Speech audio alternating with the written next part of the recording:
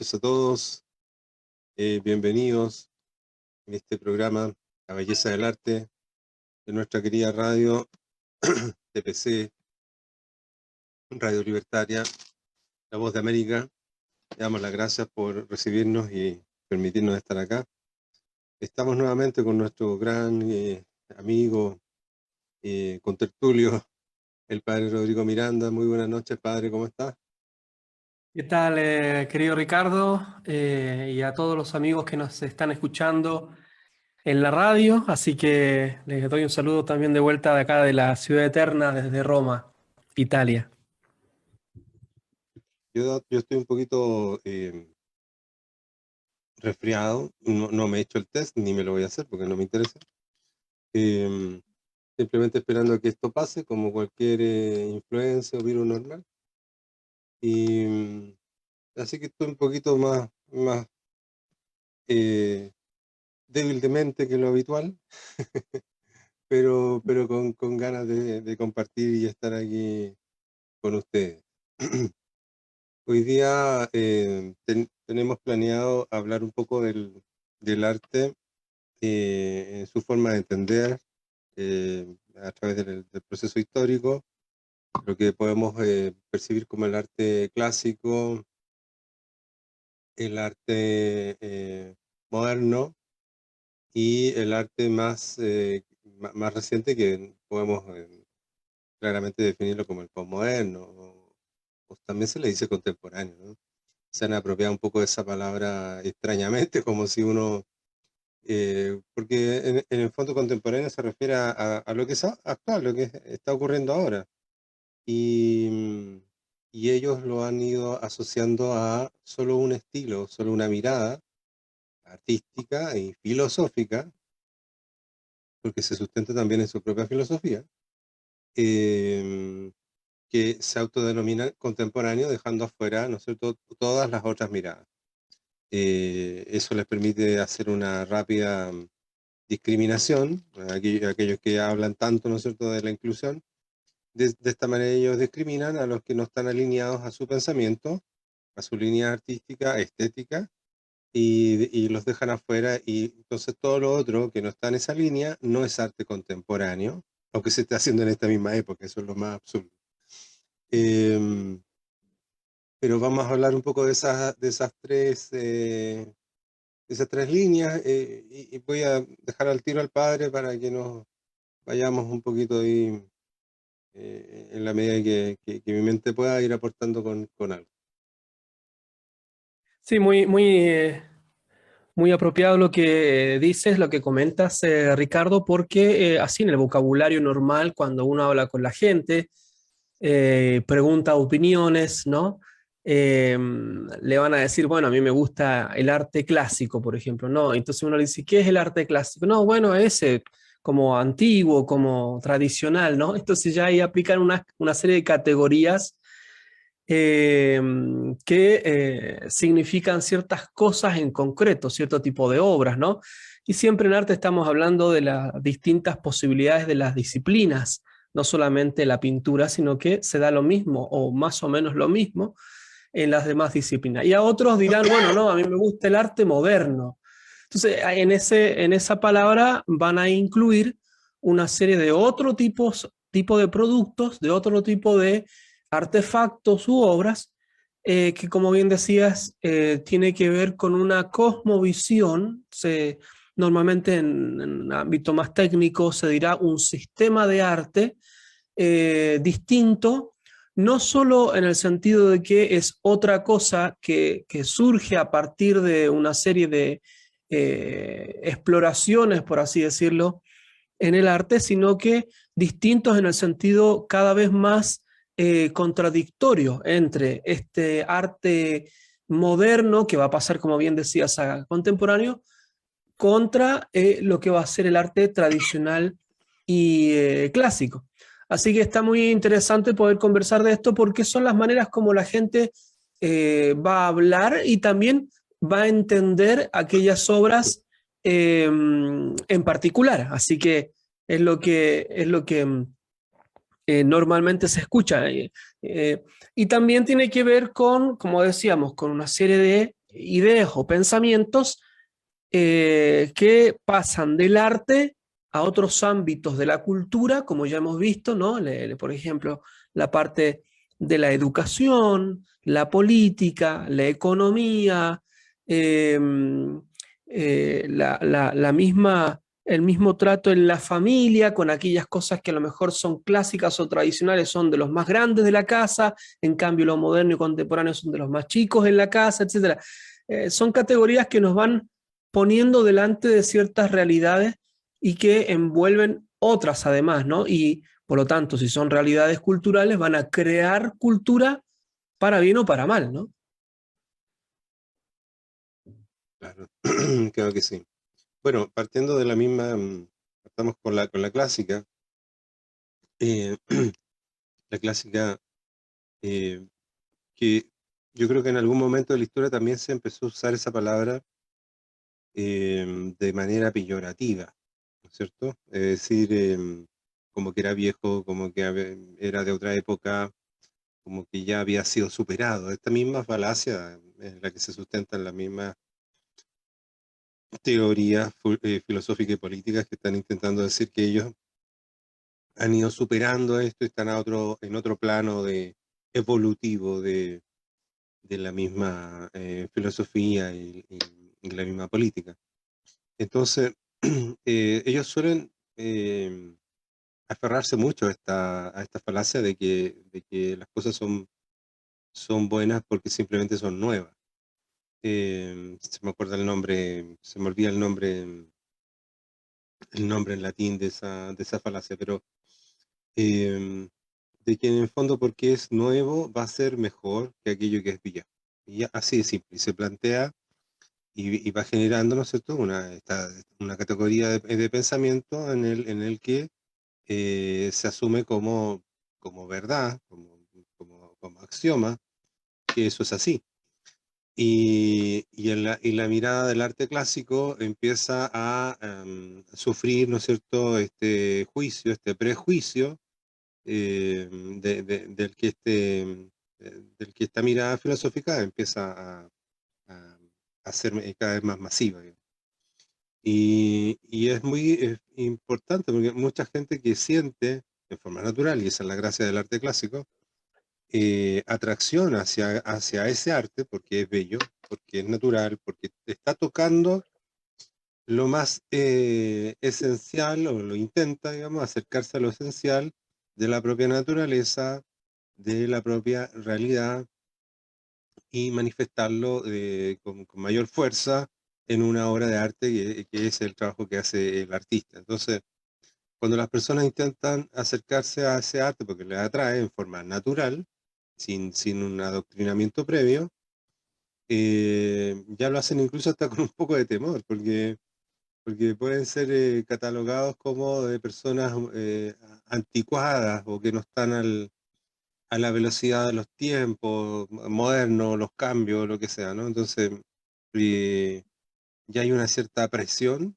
del entorno por denostar o mirar en menos este arte clásico que sin duda es el que más logra gozo y el que más atrae a las personas cuando están sin estas presiones y sin estos juicios externos.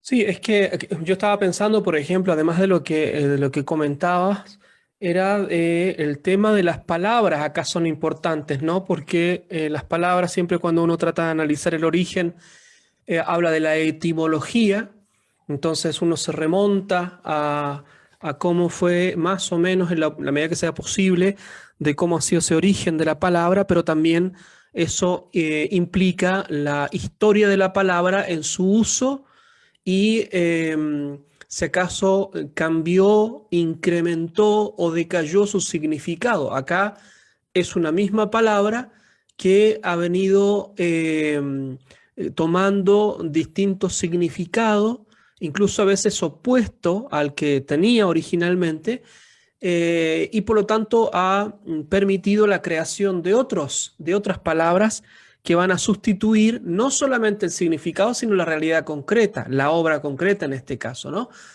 Entonces, cuando uno habla de el arte clásico, para hacer notar este arte como del pasado, lo primero que hay que decir es que ese arte clásico, así podríamos englobarlo, agruparlo con la palabra tradición, es decir, que se va transmitiendo un cierto patrimonio, legado cultural de generación en generación, de modo continuo y siempre en incremento, siempre intensivamente. Entonces la generación anterior le daba algo a la nueva generación y esa nueva generación lo llevaba a su desarrollo o plenitud hasta que venía la siguiente y así sucesivamente. Bueno, cuando hablamos de clásico, así originalmente en la palabra y en la historia, hablamos de aquello que tenía que ver con la primera clase de ciudadanos en el mundo antiguo, específicamente en el mundo griego. La primera clase en el mundo antiguo era la aristocracia.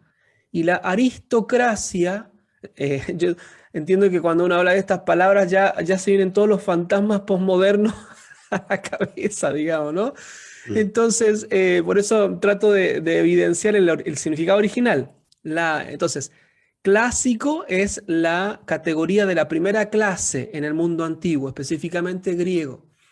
Esa primera clase era la aristocracia, palabra que se divide en dos, es aristo viene de aretes y cracia, crisis, ¿no? Es esta posibilidad de discernir, entender, discriminar, separar, categorizar las cosas de acuerdo a esa aretes. Y aretes es excelencia. Entonces, la clase aristocrática era la clase que estaba a cargo de la excelencia en la educación, en las obras de la cultura tradicional, la cultura del mundo antiguo. Ahí entonces surgía el artista. El artista es aquel que tiene que ver con la excelencia, con la manifestación en las obras de aquello que es excelente, de aquello que es lo máximo, de aquellas ideas, de aquellas obras que van a hablar de lo más excelso de las posibilidades humanas, ¿no? Aquello que propiamente crea cultura verdadera, buena y bella. Ese es el mundo clásico, ese es el arte clásico. Y es el arte precisamente, como decíamos, de la cultura greco-latina. En ese paso, en el mundo griego que va tomando incluso de distintas culturas, por ejemplo, de la cultura persa, la egipcia, algunas cosas de otros ámbitos, y va a transmitirla, va a pasarla cuando llega el Imperio Romano y comienza sobre todo a adquirir esas obras y va a hacer las copias, ¿no? Que va a ser muy importante para después. Las copias en donde se trabajaba para evidenciar lo que van a ser los cánones del arte clásico. Entonces acá vienen las figuras de los grandes artistas del mundo clásico que van a ser muy importantes en la etapa posterior.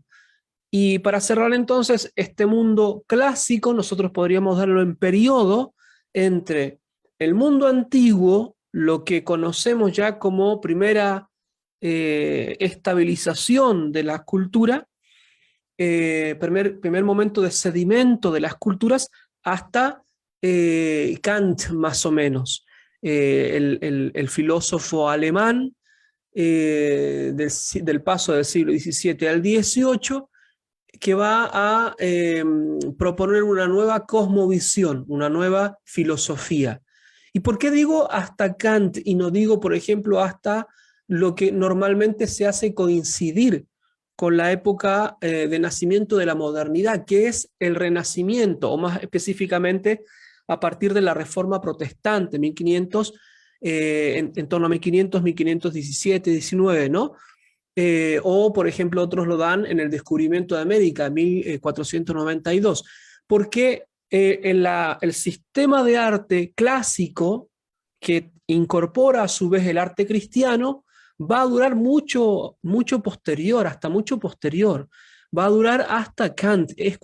Ahí es cuando cambia la visión. Entonces el mundo clásico no coincide con la cronología o la periodización normal que se hace en los libros de historia, por ejemplo, cuando uno lee, porque aún se mantiene esta cosmovisión, este sistema de arte o cultural que va a eh, proponer el modelo clásico, con lo que acabamos de decir, para, eh, para sus obras y su cultura. Entonces, eso es como lo que se llama el arte tradicional. Y a eso es lo que se refieren las personas cuando hablan de que les gusta el arte clásico, tradicional, antiguo. Pensemos, por ejemplo, en la elección de obras de arte. No, alguno dirá, bueno, a mí me gusta el Miguel Ángel. Bueno, eso ya es renacimiento, pero es parte del arte clásico o arte tradicional. O alguno dirá, no, bueno, a mí me gusta Caravaggio. Bueno, es barroco, ¿no?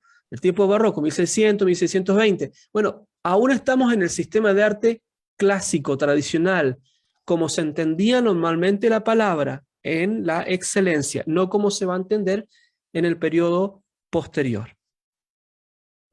Claro. Y que una idea que yo creo que puede ayudar a las personas es que el arte eh, griego se basa, no sé, todo en un proceso, esto desde la mirada que tenían los prehistóricos y la búsqueda hacia lo trascendente, es un proceso. eh, la Sumeria y el mismo Egipto, donde se empiezan a producir los primeros avances detrás la observación de qué, de la realidad. Se nos están observando ideas imaginarias. A través de la observación de la realidad se empieza a desarrollar mucho lo que es la geometría, el número, la matemática, y eso llega muy, muy bien, ¿no es cierto? Muy bien instalado con la figura de Pitágoras a Occidente, y donde se le recuerda a él la frase de todo fue hecho según el número. Y esto de que todo fue hecho según el número, a lo que intenta llegar él es a decir que hay un orden. Es decir, cosmos significa un orden. Y ellos lo logran ver, ellos lo logran percibir, o sea, está ahí. Ellos no tienen la ventaja de haber conocido el cristianismo, pero con su observación logran descubrir que existe un orden. Y ese orden, para que las cosas tengan un orden, tienen un número. Y el número a los que ellos van encontrando, ¿no es cierto? Está en todo.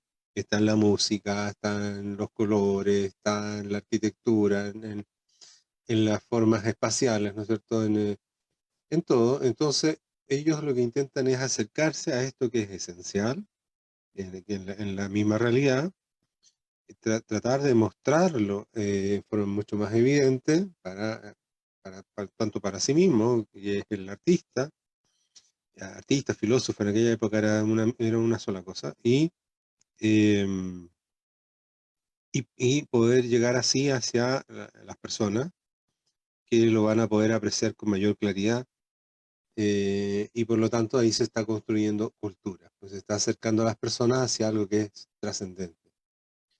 Es bien interesante darse cuenta de que Pitágoras fue uno de los pocos filósofos griegos del presocrático, ¿no? Estamos hablando, no sé, como en el 500 y algo antes de Cristo, no me sé las cifras bien, pero por ahí, ¿no?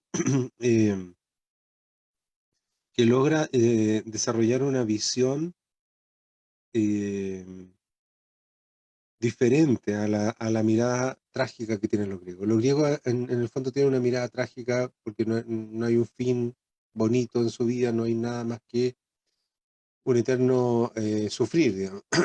Eh,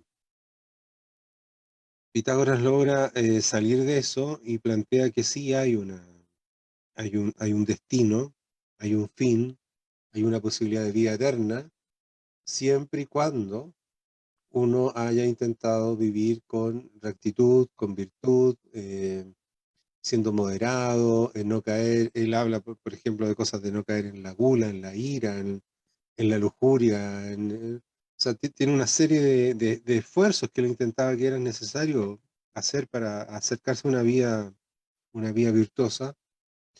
Y, y desde esa mirada, ¿no es cierto?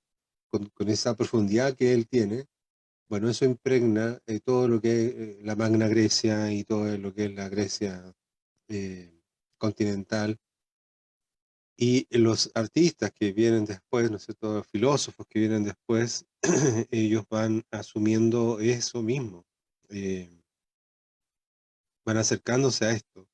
Entonces el arte, y ahí lo entendemos ya como objeto artístico, tiene esa búsqueda, tiene esa intencionalidad de acercarse a aquello que es trascendente, aquella medida, aquel número que nos conecta con lo bello y de lo bello a lo bueno y a lo verdadero, es decir, como a la verdad esencial. Y, y claro, entonces ahí ya estamos de lleno en lo que es clásico y es justamente lo que el Renacimiento, y por eso está muy bien lo que acaba de decir el padre Rodrigo, y por eso que justamente el Renacimiento es parte de esto mismo. Y ellos no renuncian ni niegan a todo esto, al contrario, lo asumen como algo que está ahí, que es bueno y que hay que seguir trabajando. Eh, no me acuerdo quién, no sé si fue Augusto o alguien de estos antiguos jerarcas romanos que entendían muy bien lo que era la cultura. Bueno, está el propio Mecenas, ¿no? Mecenas es el nombre de uno de estos importantes Claro. romanos que, que ayudaban a los artistas, a los filósofos y historiadores, que es gente que escribía eh, en el mundo de las letras, y escultores, músicos, etcétera, porque ellos tenían muy claro que la cultura, y en este sentido, entendiendo la palabra correctamente, como el padre muy bien la definió la vez pasada, la cultura era esencial para una civilización. Entonces ellos,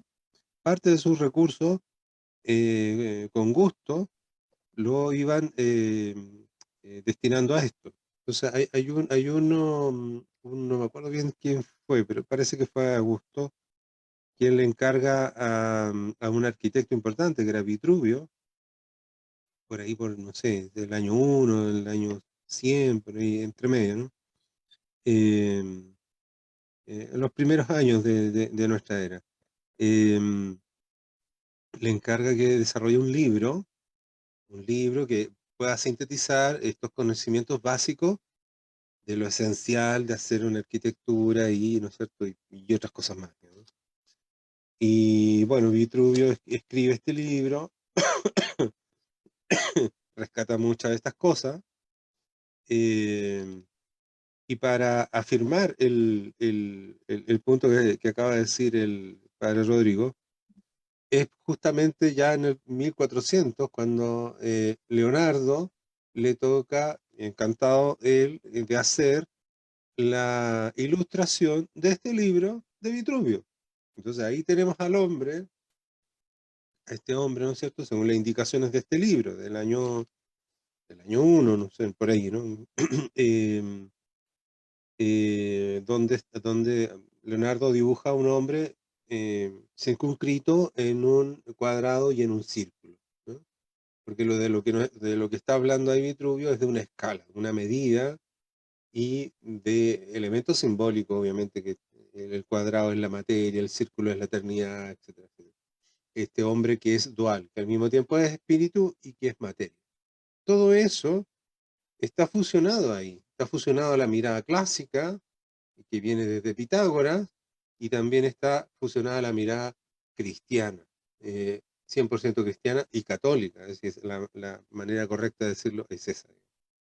Eh, entonces, todo el arte clásico, todo el arte clásico es hasta posterior el Renacimiento. Y justamente, ¿no es cierto?, cuando las ideas disruptivas, con romper con la cultura que se había formado en Occidente y que nace, ¿no es cierto?, por estos movimientos revolucionarios, algunos son libertarios, otros son masónicos, que empiezan a luchar, ¿no es cierto?, con el acervo cultural que había desarrollado la Occidente, es que donde recién podemos notar claramente un cambio en la mirada, en este orden de la mirada artística. Sí, afirmo algunas cositas que has dicho, Ricardo. Por ejemplo, hay muchos estudios muy interesantes para ver la relación entre el patrimonio cultural griego, ya que estamos hablando del mundo clásico o el origen del mundo clásico. Es el mundo clásico de Atenas, específicamente el que estamos apuntando para dar el paso a lo que va a continuar después. Ya lo vamos a explicar. Eh, y hay muchos estudios que ponen o hacen coincidir con mucha certeza científica de la relación entre este mundo clásico, en esta figura de Pitágoras, que muy bien decía, 570 más o menos, con lo que sucedía en el Antiguo Testamento del mundo bíblico. Si uno ve el mapa, no es muy lejos un lugar de otro, y había mucho intercambio cultural y comercial entre Grecia, Chipre, Tierra Santa y norte de África, que es Egipto, y para volver después a través de las costas de las islas hacia, pasando por Italia o Sicilia más bien, y de vuelta hacia Grecia. Cuando uno ve el mapa se puede dar cuenta de eso. Bueno, ¿por qué digo esto? Porque cuando Pitágoras está hablando, está tratando de entender numéricamente este orden maravilloso de la creación, eh, esa expresión o esa búsqueda numerológica, el número no solamente cuestión de cálculo matemático, sino que además un número que tiene que ver con la metafísica o la teología, ¿no? Por más que Pitágoras haya sido pagano, no haya conocido el cristianismo, pero están investigando acerca de aquello que da origen al todo, ¿no? A este cosmos ordenado. Entonces, Sí. si el cosmos es ordenado, entonces tiene que haber uno que es el ordenador, ¿no? Bueno, y que es el número. Algunos filósofos le dirán el uno, ¿no? Obviamente, porque es la primera entidad, ¿no?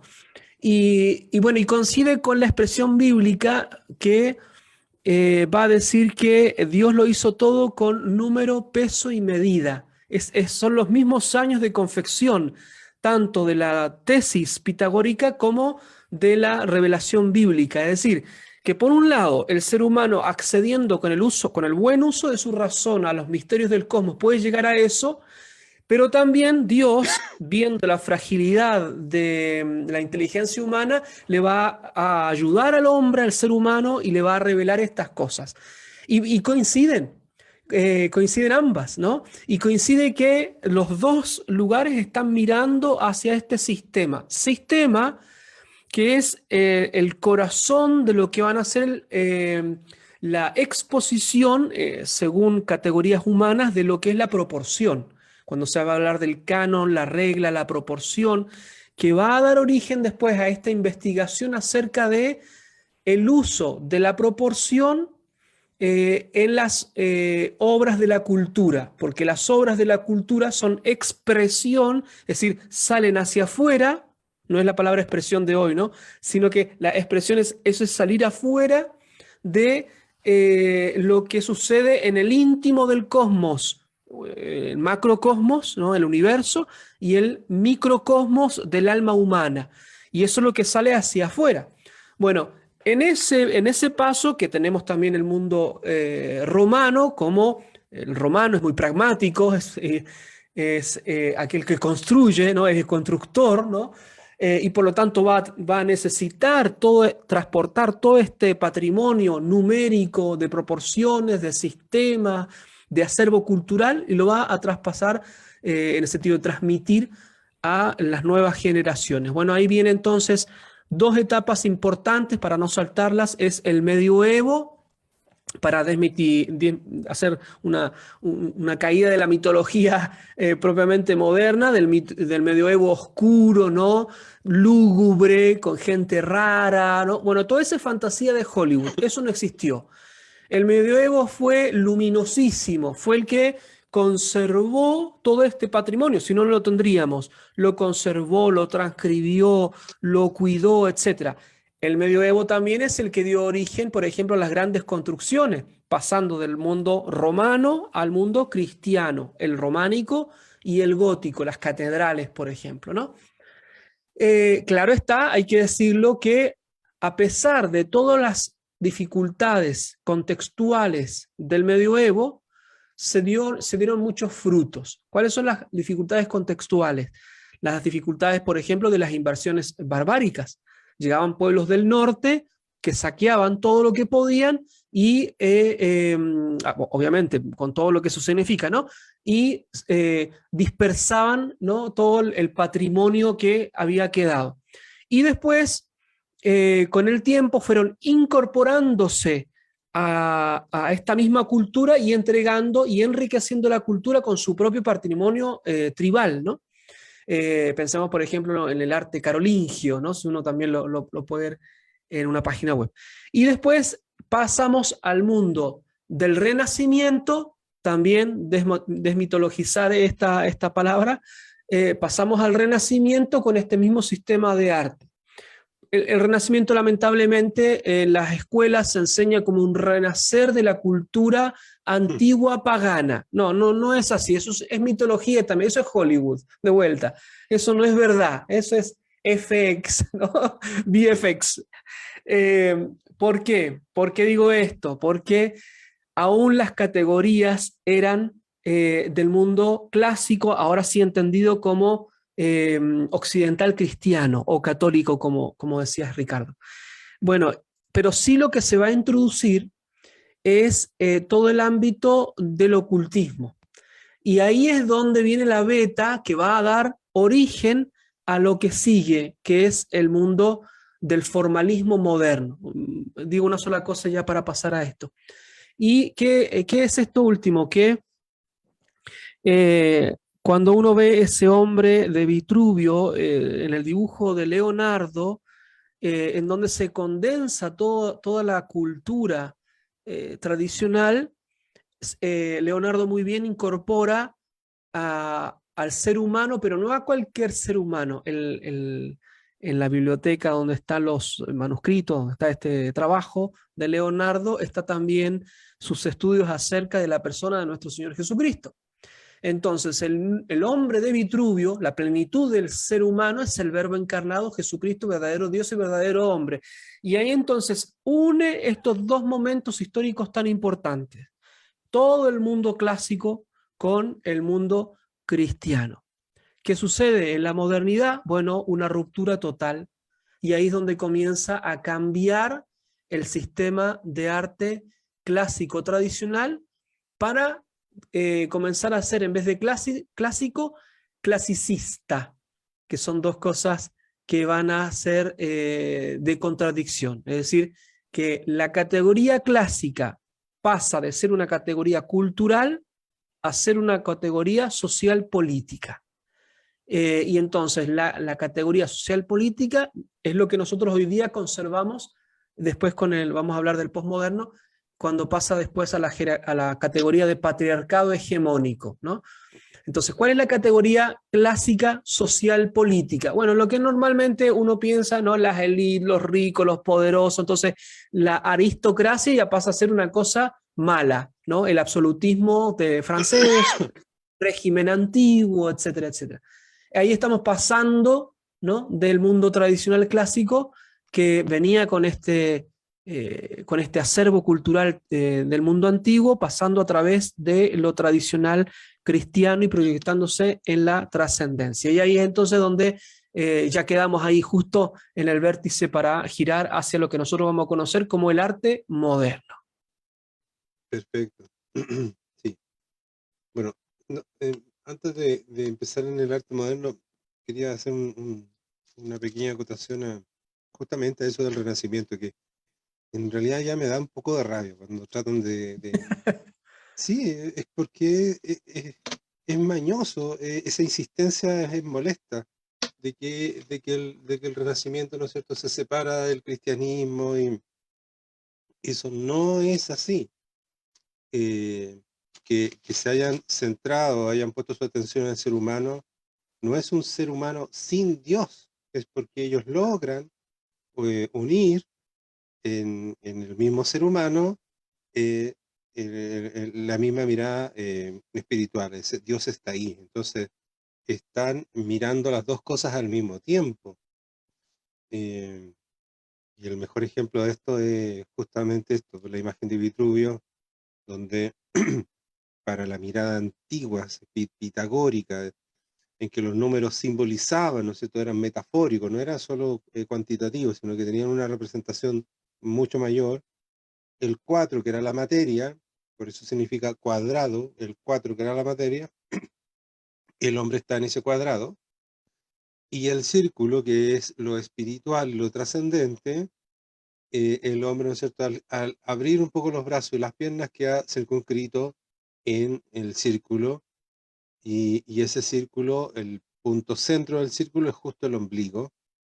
Con estas miradas, ¿no es cierto?, porque estamos hablando de Vitruvio, del año 1, en donde ellos están rescatando toda esta mirada clásica, lo que está diciendo ahí es que quien logra hacer unir el cuadrado con el círculo, es decir, la cuadratura del círculo, es el ser humano. Es el ser humano, el hombre, el que logra tener esta fusión entre materia y espíritu. Y si además, ¿no es cierto?, nos revocamos a los estudios que estaba haciendo Leonardo da Vinci en esa misma época, es decir, está completamente él concentrado en que lo que está haciendo ahí no es cualquier hombre, es el hombre, he aquí el hombre, ¿no es cierto? Y ese hombre es Jesucristo. Entonces, y encarnando estas dos realidades, la materia del número 4 y la completamente espiritual y eterna, que es el círculo. Eso. No, excelente, Ricardo. Incluso te voy a pedir la prédica del domingo porque me gustó la idea. Así que, ¿y por qué lo digo así? Porque es interesantísimo que la gente entienda que a sacarse los fantasmas estos de que estamos habituados, acostumbrados a escuchar y nos repiten y nos repiten. El ser humano siempre ha tratado de buscar esta dimensión trascendental con los pies en la tierra, ¿no? No es una fe de la superstición, no es la fe ciega, ¿no? Sino que es una fe que se soporta en todo el legado histórico, racional, ¿no? Por más que la trascienda, ¿no? Y que es lo que va a agregar el cristianismo a toda esta investigación del mundo clásico. Y por eso, por ejemplo, que también toma un punto que hablabas de la tragedia griega. El griego, cuando va a hablar de la tragedia, no es porque es un pesimista como el posmoderno de hoy, ¿no? El resentido de hoy, no, porque está buscando algo que él experimenta que le falta, pero no sabe cómo, ¿no? Porque lo supera, obviamente. Es por eso que cuando viene la tradición cristiana, lo que va a ocurrir ahí es que aparece la comedia. También otra de las palabras que hay que despolvorar de las mentiras de hoy, ¿no? Porque la comedia es lo que va a superar a la tragedia, no porque la deja atrás y la desprecia, sino porque en ese traspaso de la tradición le va a dar la respuesta. ¿Cuál es la comedia? Es que la tragedia griega, que el centro muchas veces de la tragedia griega es esa especie de delito contra los dioses y contra el pueblo, la jamartía, ¿no? El cristianismo tiene la respuesta. Entonces, como tiene la respuesta, lo hace trascender y lo redime al ser humano. Bueno, esa historia de tragedia y redención es la comedia cristiana.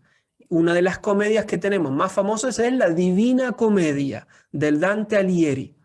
En cambio, hoy día esa palabra, junto con otras, esa palabra comedia es de lo risible o es de la telenovela, es de los capítulos del mundo trivial, banal. Bueno, eso sucedió no en el mundo clásico como lo estamos hablando ahora, sino que en lo que pasó después, que es cuando ya empezamos a entrar en el mundo del arte moderno. Ahí nace la comedia, o sea, se usa la misma palabra, pero se cambia el significado. La comedia como ironía, como narración de lo trivial del ser humano. Entonces, cuando se dice que el arte, por ejemplo, ya del Renacimiento es antropocéntrico, en realidad es una categoría que se aplicó a partir del siglo XIX con un escritor, Burckhardt, que es el que hace la periodización. O sea, ¿por qué nosotros hablamos de Renacimiento, Barroco,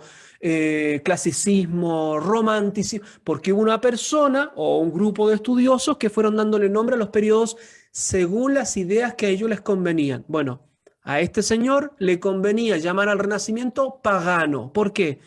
Porque ellos retomaban ese paganismo oscuro que tiene que ver con la cábala hebrea, que también estará dentro de todos los ritos masónicos en ese tiempo, en 1717 en adelante. Bueno, eso es lo que va a pasar al mundo del arte moderno. Entonces, el arte moderno, ¿cuándo lo metemos? ¿En qué época lo metemos? Lo metemos en eso que hemos dicho de Kant, o sea, el clasicismo en el ámbito de la cultura, 1700, 1800 ahí, y el romanticismo. El romanticismo es una vuelta a un mundo idílico, en donde, un mundo mitológico, en donde se va a retomar e ir a las raíces no cristianas, paganas, y sobre todo en el ámbito alemán, en donde se trata de ir a la raza verdadera, que después se va a retomar en el mundo contemporáneo de modo tan terrible, tan dramático, ¿no? Y hoy día en el posmoderno de vuelta se está retomando ir a la raza verdadera, original, a los pueblos originarios, para desacreditar todo el ciudadano común de a pie. Bueno, eso también es una tendencia que fue una de las razones que dio origen a lo que nosotros hoy día conocemos como el nacionalsocialismo o el nazismo. Así que atención con la vuelta a los pueblos originarios, que ya ha pasado varias veces y ha obtenido catástrofes, ¿no? Entonces, en el mundo moderno, en este clasicismo, romanticismo, es donde comienza a reformularse el arte clásico, pero ya sin trascendencia. Se apropian de los modelos clásicos, sobre todo de Mirón con el discóbolo, ¿no? Esa figura que tiene un hombre, un atleta que tiene un disco que está en el momento del pendular, ¿no? Cuando lo va a lanzar. Se apropian de la figura de Policleto, el Doríforo, que es esa escultura que marca el canon, es lo que acabamos de hablar también de esta regla, proporción, número, simbología, teología, etc. Y Fidias, que es el arquitecto de la Acrópolis o el Partenón, o en la cima de la ciudad, ¿no?, de Atenas, está esa construcción de este templo tan conocido donde está precisamente Atenas y la diosa, ¿no? Y las figuras en piedra, ¿no? Que ahora están esparcidas en distintos museos, en el British y en el Louvre, por ejemplo. Entonces, se retoma eso, pero ya sin nada que tenga que ver con la trascendencia. ¿Por qué sin nada? Porque estamos en el mundo de la filosofía en donde se niega a la razón el acceso a la realidad profunda. Entonces no puede haber nada de realidad profunda, de trascendental, de verdad, bondad, belleza. Ahí ya se elimina. Y digo con esto último, perdón que me extienda, pero cuando se elimina esto, lo único que queda es la percepción sensorial. Y ahí comienza a llamarse la filosofía del arte, comienza a llamarse en estética. El concepto estética es de este tiempo, moderno, con un filósofo, con los filósofos alemanes y especialmente con uno que se llama Baumgarten. Bueno, ahí nace la estética. Entonces, cuando hoy día se habla de estética, en realidad lo que se está hablando es de lo superficial, no del mundo clásico de la filosofía o la metafísica profunda, ¿no? La filosofía profunda. Ahí entonces estamos en lo que va a dar origen a lo que se llama arte moderno. Claro, y, y no hay que confundir con el cuando hablamos de clásico, no hay que confundir con el neoclásico, porque el neoclásico ya está tomando los mismos vestigios, los mismos rasgos que van a dar fuerza a toda la mirada moderna, em, sobre todo en la mirada eh, filosófica, por ocupar una palabra, la concepción, ¿no es cierto?, de la realidad y por lo tanto de la forma de expresarla en las manifestaciones del arte. Lo que a mí me llama la atención es que eh, Kant, creo que era protestante, ¿no? Kant Sí. pero siendo supuestamente cristiano, em, termina, no sé si consciente o no, creando un gran vacío, un efecto cadena dominó que es terrible. O sea, lo que vemos hoy día, las consecuencias que vemos en todos los hechos de la vida social son terribles, y todo esto tiene que ver con una cadena de pensamientos que no todo viene de él, pero él contribuye notablemente a este inicio de este dominó. Y en el mundo del arte, eh, casi todas las cosas tontas que vemos, que no tienen ningún sentido, o que son, o que son solamente apreciaciones personales de cualquier cosa, digamos, de lo que se me venga en gana, terminan siendo eh, sustentadas en la mirada de Kant. Que Kant en el fondo es el que justamente niega esta capacidad de acceder a la realidad. Y con eso, eh, nuestra capacidad cognitiva, y con eso se separa inmediatamente a todo lo que se hizo antes. Y los griegos, de dónde sacaron los números los griegos? ¿De dónde sacaron phi? ¿De dónde sacaron pi? ¿De dónde sacaron esto, la tetrasquis? ¿De dónde sacaron todo? A través de la observación de la realidad. Es decir, no es algo que se están inventando aquí de la mente, sino que estaban observando la realidad. Entonces, cuando él dice que eso no tiene importancia, porque en el fondo es subjetivo, es relativo, que va a depender de, no sé, de otros factores que están más asociados a lo que está dentro de uno que a lo que está afuera. Y bueno, eso es lo que hemos hablado otras veces, ¿no? Termina encarcelándonos a todos en una prisión, a todos los que tomamos ese axioma como verdad, ¿no?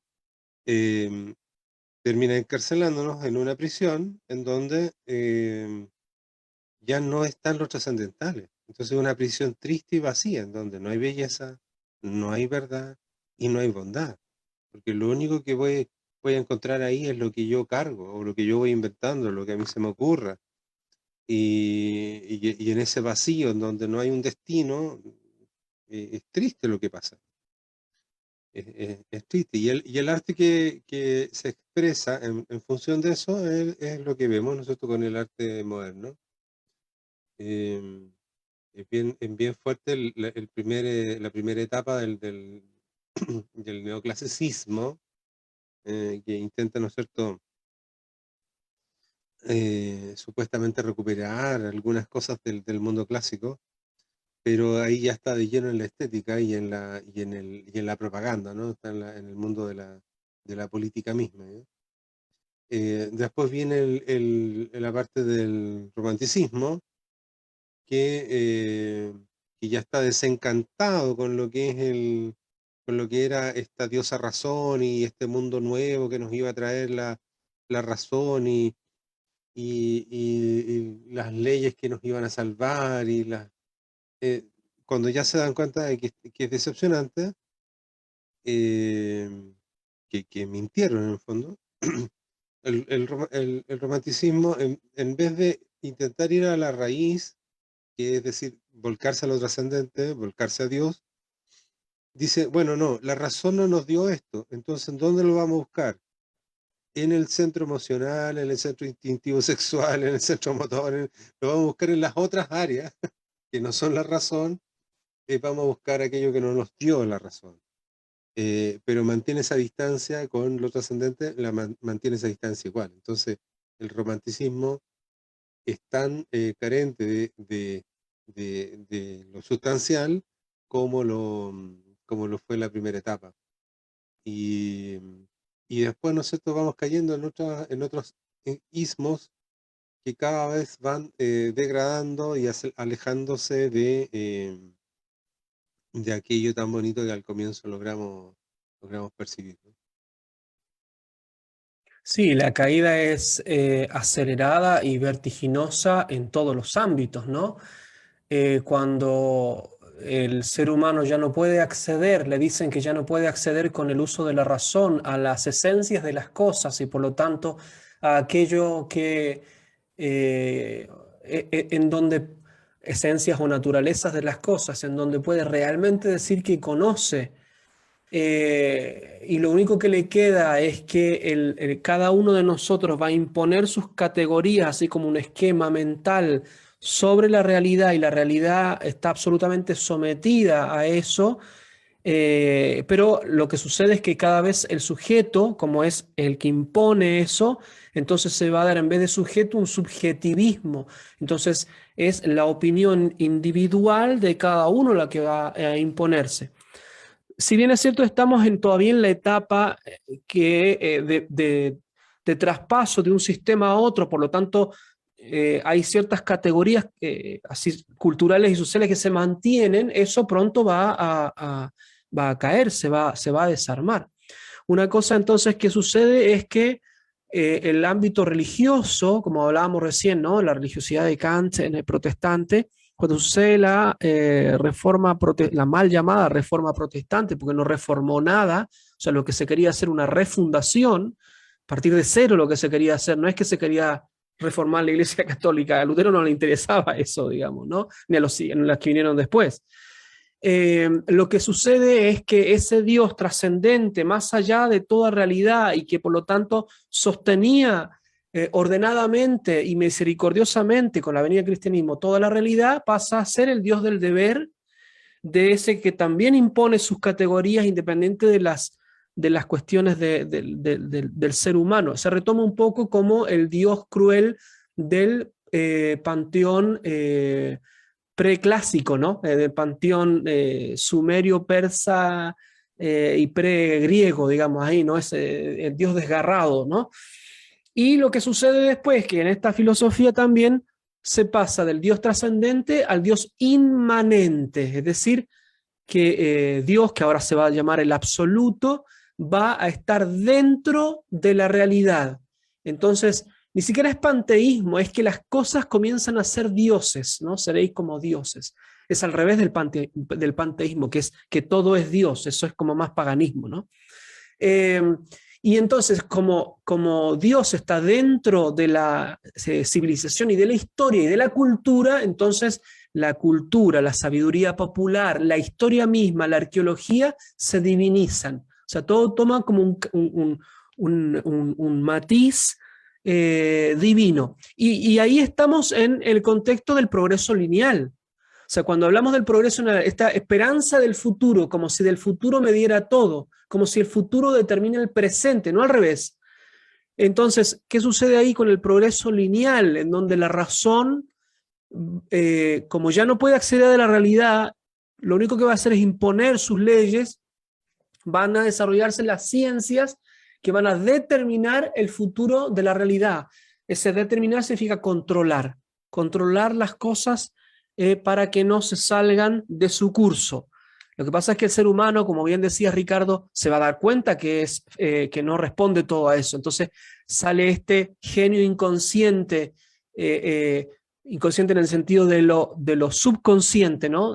Este genio brutal, este genio sexual, digamos, ¿no? Del romanticismo, que es lo que enardece las situaciones, por ejemplo, en el contexto de la Revolución Francesa, que es el paradigma de las revoluciones contemporáneas.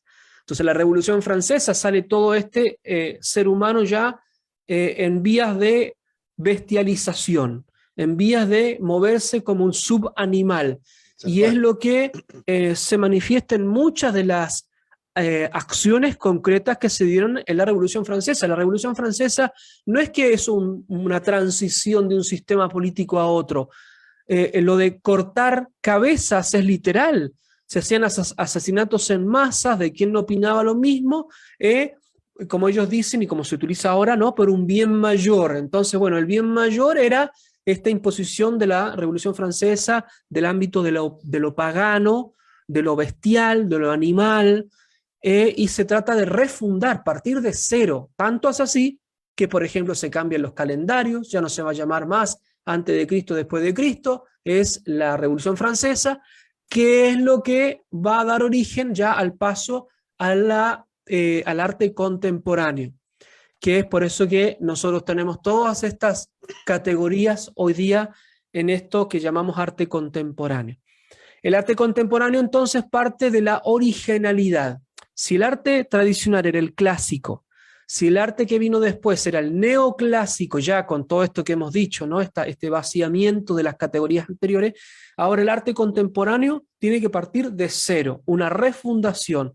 Es ex nihilo, de la nada, así como dice el libro del Génesis. Partir de la nada, de la originalidad absoluta, en oposición a la mentira de la época moderna que iba a solucionar todo con la ciencia y la diosa razón. Bueno, ahora viene entonces la desconfianza, el escepticismo radical, el no creer en nada, el no creerle a nadie, sobre todo en la autoridad. Bueno, ahí estamos pasando entonces al arte contemporáneo. Yo identificaría al menos 3 momentos para que nuestros auditores puedan entenderlo. Quizás la Revolución Soviética de 1917, las 2 guerras mundiales con todo el contexto ese, y la Revolución de Mayo del 68 de los estudiantes, que es lo que está volviendo hoy en día con las manifestaciones violentas, las insurrecciones en nuestros países. Y luego una colita de eso, un pedacito de eso, es ya a partir de la caída del muro de Berlín, 1991, hasta la revolución digital que parte el año 2000. Y ya ahí nosotros tenemos propiamente lo que es el arte contemporáneo, no entendido en cuestiones de tiempo, sino entendido en ideología. Decir arte contemporáneo es decir ideología para las categorías de hoy.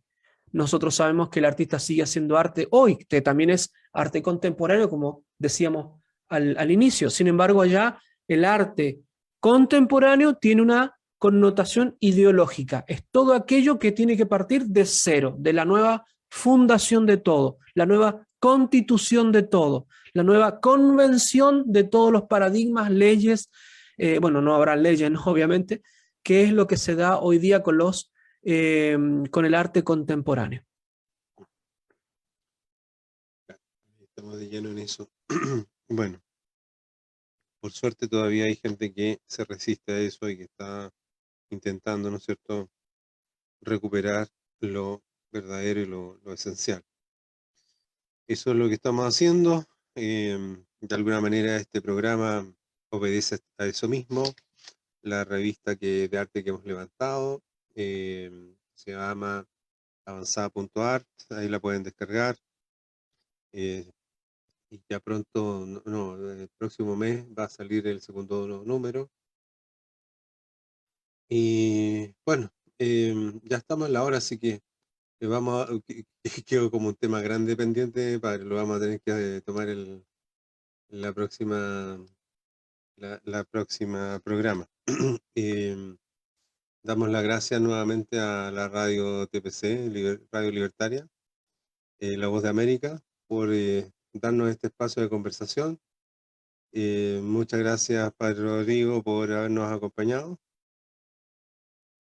Gracias, querido Ricardo. Siempre es un placer conversar de estos temas y comentarle a la gente, ¿no?, todas estas cosas tan lindas para que nos sirvan para nuestra cultura, ¿no?, nuestra vida cotidiana, y ver que hay gente que quiere lo mismo que todas las personas normales, que hay cosas verdaderas, buenas y bellas, ¿no? Y eso es lo que aspira toda persona, porque es el deseo intrínseco del alma. Así que encantado de conversar y compartir con todos los auditores estas tertulias ahí entre amigos. Así que un gran saludo a todos. Muchas gracias. Muy buenas noches a todos. Buenas noches.